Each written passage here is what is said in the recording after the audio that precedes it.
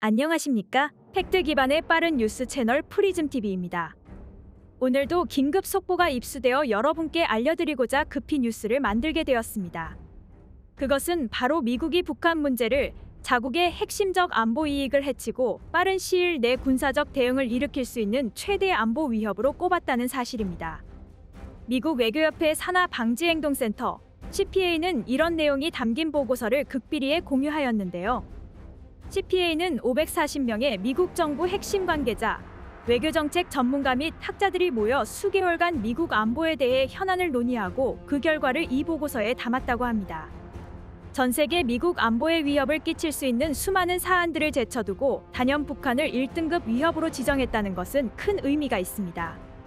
이 보고서에 담긴 미국의 핵심적 위협은 북한 핵위협을 포함하여 대만 문제와 우크라이나, 러시아 전쟁의 확전, 중국의 사이버 위협 등 굵직한 글로벌 이슈가 있었습니다. 이 중에서도 북한 핵위협은 단연 미국 안보 위협 제1순위로서 미국의 적극적인 군사 개입 발생 시나리오로 꼽았습니다. 지금 당장 벌어지고 있는 우크라이나, 러시아 전쟁보다도 더 큰 미국의 위협으로 생각하고 있다는 의미입니다. 이러한 보고서가 나온 후 얼마 지나지 않아 미국 바이든 대통령은 13일 일본의 기시다 후미오 총리, 대한민국 윤석열 대통령과 함께 워싱턴 DC에서 한미일 간 3자 군사협력 강화를 논의한다고 발표했습니다. 이번 북한 핵위협 사태를 미국이 굉장히 심각하게 여기고 있다는 방증이라고 볼 수 있습니다. 세계 최강대국이 군사 대응 1순위로서 북한을 지목한 것은 북한이 레드라인을 이미 심각하게 넘었다는 사실입니다. 미국은 대외 안보 위협에 대해 세계 어느 나라보다 적극적으로 대처하고 있습니다. 지난 21세기 초 이라크, 아프가니스탄 전쟁을 보더라도 이를 잘 알 수 있습니다. 이라크 전쟁을 시작할 당시에 미국의 대외적인 명분은 바로 사담 후세인 정권의 대량 살상 무기를 제거하는 것이었습니다. 미국 부시 전 대통령도 이라크 전쟁을 시작하기 전 이라크에 엄청난 경고를 하고 레드라인을 넘지 말 것을 강력히 언급했습니다. 하지만 이라크는 이런 미국의 경고를 무시한 결과 정권이 축출되는 사태를 맞이하고 말았습니다.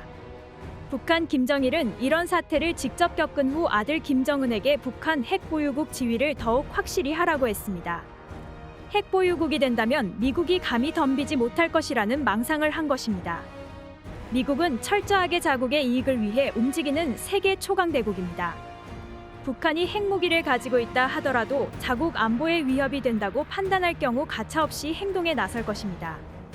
지금은 그 행동을 나서기 전 명분 쌓기라고 볼 수 있겠습니다. 대외적인 명분이 충분히 쌓였을 경우 미국은 동맹국과 함께 행동에 나설 시점을 검토할 것입니다. 최근 중국과 러시아가 서로 연계하여 신냉전 구도를 만들어내고 있는데 북한은 이를 핵전력 고도화의 최적 시점이라 여기고 무분별한 도발을 일삼고 있습니다. 하지만 이는 미국 동맹국의 결속을 더욱 강화하고 당장 내년으로 예상되는 미국 대통령 선거가 그 분수령이 될 것입니다. 북한이 결국 믿을 수 있는 건 아직 신뢰성이 확보되지 않은 핵무기일 뿐인데 이것은 이미 한국과 미국 정보당국의 그 위치와 전력이 다 탐지되고 있습니다. 한국과 미국, 동맹국이 마음을 먹는 순간 제1의 타격 목표로서 전체 전력이 투입될 것입니다.